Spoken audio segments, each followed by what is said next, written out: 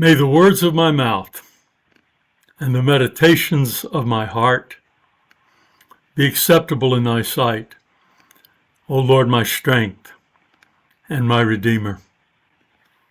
Have you ever been tempted to say, I told you so? Have you ever succumbed to that temptation? I told you so. Well, sometimes you do tell them so, and sometimes it comes to pass. How much more gratifying when somebody says it for you, when they steal your thunder for you and say, well, he told you so. Well, that's exactly what happened on the first day of the week, 2,000 years ago, when Jesus rose from the dead and the women came to the grave to anoint his body, to give it the final preparations for the burial that had taken place, but for him to remain in the grave forever and ever and throughout history. Luke records it this way in Luke 24, 1 through 12, and the scripture is in the comments. But on the first day of the week at early dawn, they came to the tomb, taking the spices they had prepared. They found the stone rolled away from the tomb. But when they went in, they did not find the body. While they were perplexed about this, suddenly 2 men in dazzling clothes stood beside them. The women were terrified and bowed their faces to the ground, but the men said to them, why do you look for the living among the dead? He's not here, but he is risen. Remember how he told you while he was still in Galilee, that the Son of Man must be handed over to sinners and be crucified, and on the third day rise. They remembered his words, and returning to the tomb, they told all this to the 11 and to all the rest. Now it was Mary Magdalene, Joanna, Mary the mother of James, and the other women with them who told this to the apostles. But these words seemed to them an idle tale, and they did not believe them. But Peter got up and ran to the tomb. Stooping and looking in, he saw the linen cloths by themselves. Then he went home, amazed at what had happened. Perhaps you're thinking today, as I show you this picture of the garden tomb behind me that I took some years ago, perhaps you're thinking that you've heard other accounts of this, that the other Gospels treat it differently. And I'd have to say, yes, that's true. Each Gospel writer contributes something to the story. But Luke is zeroing in on a few things that are extremely important and we don't want to miss. And I think one of them is, remember how he told you.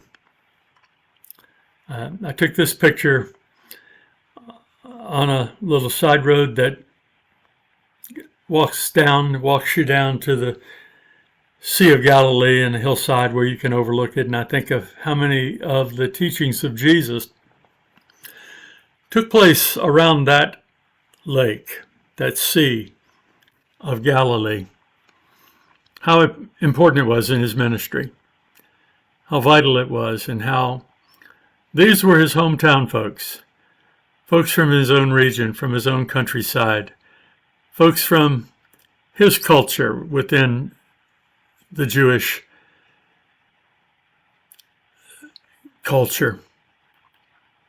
And they were often there, and almost always on the road. And if they weren't on the road, they were in the synagogue, where he did his more formal teaching and where he would do some of the broader teaching. But so often it was on the road that he taught them, that he prepared them, and that he predicted his death and his burial and his resurrection. I have a confession to make. For at least the first half of my ministry, I really hyped this day on the calendar. I worked it up. I tried to have special events, special meals, special attractions, special music, special drama, special one thing or another. You know, the early believers treated every Sunday as Easter. That was the significance to them of the first day of the week. It was not a replacement of the Sabbath. It was a celebration, ongoing celebration of the resurrection of Christ. A way to begin the week and a way to say that this is the beginning of a new life forever. And there is a lot of hype associated with that. Hype is a often exaggerated form of PR.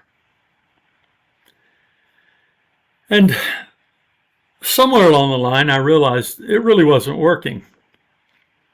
If I couldn't put on a good enough show or do a good enough advertising campaign, and by the way, I've thrown a lot of money at Easter advertising through the years, thinking that if we could have a big day, we could get people in one time through the doors of the church.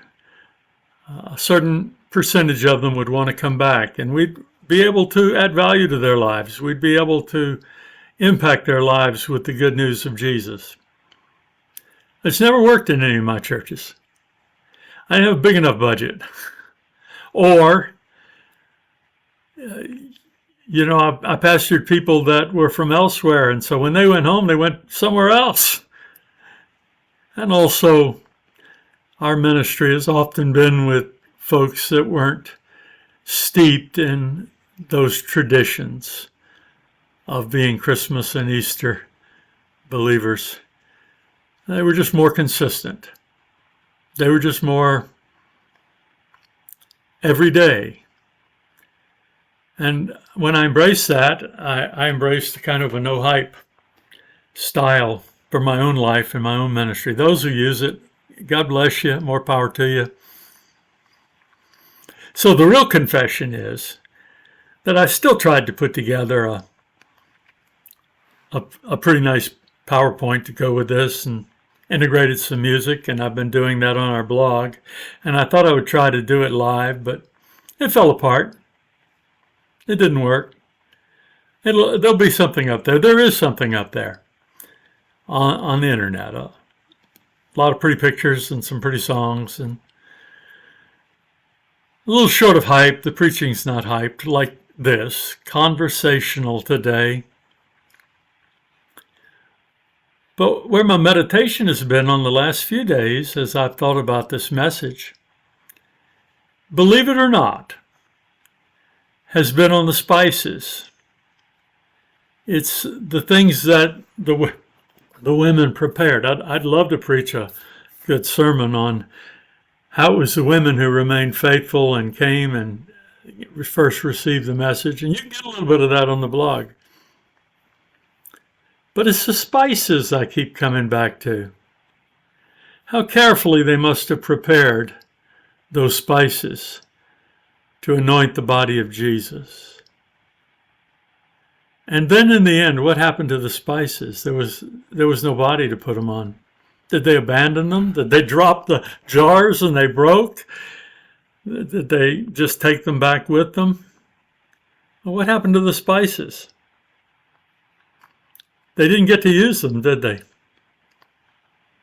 And I thought of just even yesterday, clicking all the right links and trying to put the editing process together so that it would be as close to perfect as it could be. And knowing, really, I know these days that it might just be a spiritual preparation for me. Nobody may ever see it. It's possible. When I do all that, for lack of a better word, hype, it might be that God overrides it. And God says, okay, this will just be part of your getting ready within yourself for the moment. And I have a lot less frustration with that than I used to. I was telling some young people recently, like in the last week, as they'd made preparations to make a presentation, and how all the technical stuff fell apart for about 5 minutes. And they were students, and I said, surely there was a class on Murphy's Law somewhere in your educational experience that whatever can go wrong will go wrong. But this morning in Jerusalem, just outside the city, it wasn't what went wrong, it was what went right. And what went right overrode all their preparations and overrode all their inclinations and overrode all their best intentions. It just completely shattered their plans, but it was because things went right. They went right beyond anyone's imagination. What happened to the spices? Well, the answer is who cares? And yet it's a point for meditation.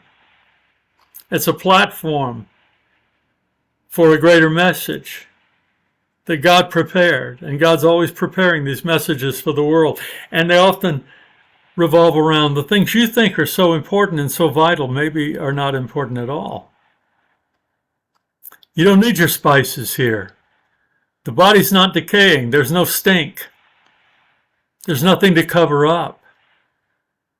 Why are you seeking the living among the dead? He's not here. He's risen, just as he told you. Remember, he told you. And they remembered. They remembered how he said the Son of Man must be given up to people and who would crucify him. They remembered that he would be crucified, and they could look back on that in their experience, and they can remember how they felt for the last couple of days, believing that was. And really it was the Sabbath, wasn't it? It was all about the Sabbath. They were there on the Sabbath. They put Jesus in the grave just prior to the sun going down so that they would not be doing that on the Sabbath. And they left him there until the dawn when the Sabbath was ended. But the Sabbath, the seventh day, was not the end of it all, because the first day of the week became the beginning of a new creation. And they didn't need their spices. They didn't need those things that they were going to anoint Jesus with. They didn't need their plans. They didn't need a tomb anymore. They didn't need a funeral, because life had overcome death. And actually, another meditation I've been having this week, and sometimes my sermon preparations at these days of my life, as I've exegeted some of these passages over and over again, are really about meditating on them, applying them. Why do you seek the living among the dead? Do we? Don't we still? Aren't we looking for living things among dead things so often in our lives? Aren't we trying to find meaning and purpose and significance in junkyards and cemeteries? There's a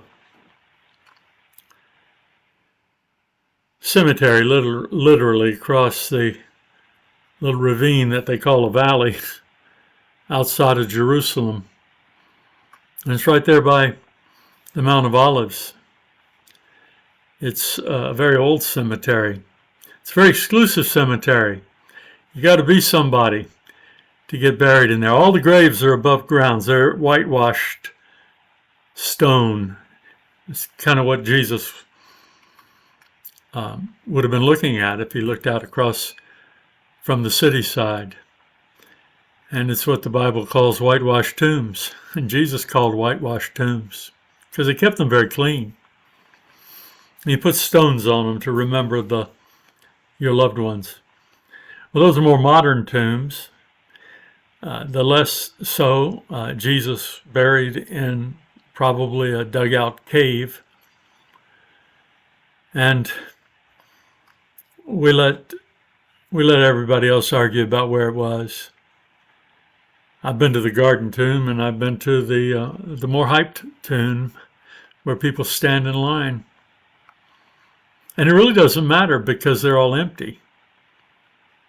Why do you seek the living among the dead? He's not here. He's risen. Remember how he told you. It's like he told you. It's the greatest I told you so in history. And Jesus just lived it out, and the angels announced it. He's not here. He's not in your shallow reductionism of your theology. He's not in your definitions. He's not contained in these things. He's present in all things, but he's not contained in your memes and your slogans and your truisms, or your prejudices, or your biases, or your enclosures of our little group. No, he's risen. He's been turned loose on time and eternity and the world and the cosmos. He is loosed. He is free of death, and he's come to set us free. Don't seek the living among the dead things in your life. The old memories and old victories and old disappointments and old sins. Don't seek what is living among that which is rotting and decaying and of no value. And don't try to put your spices on those things because it's not needed, it's not necessary. And don't worry that it was all for nothing, because the very preparation of your heart and mind as you were putting those things together, God was speaking in and through and to. Just remember how he told you. Let this experience of resurrection take you back to Galilee and Bethlehem and the Judean valleys and along the various places where Jesus allowed you to come through the Gospels and through your own personal experience. Remember and return to that empty tomb for a moment and gaze inside and realize that it's empty. No one's there. So spend this Easter how you will. Rejoice. Listen to some great music. I've posted some on my Facebook page, and I will in other places. I'll enjoy from this moment on other people's hype of the day, but it won't depend on it, because that's PR. And the kind of PR, public relations, he does endorse that in our lives, that we do is that consistent day-by-day witness in our lives to the resurrection power of Jesus Christ to turn everything around. So drop your spice jars. Go tell the 12 that what you've heard and seen. Go tell the world that Jesus is alive and live it. And make a difference. And may the Lord bless you and keep you. The Lord make his face to shine upon you. The Lord lift up his countenance upon you and be gracious unto you and give you peace. Through Jesus Christ our Lord. Amen.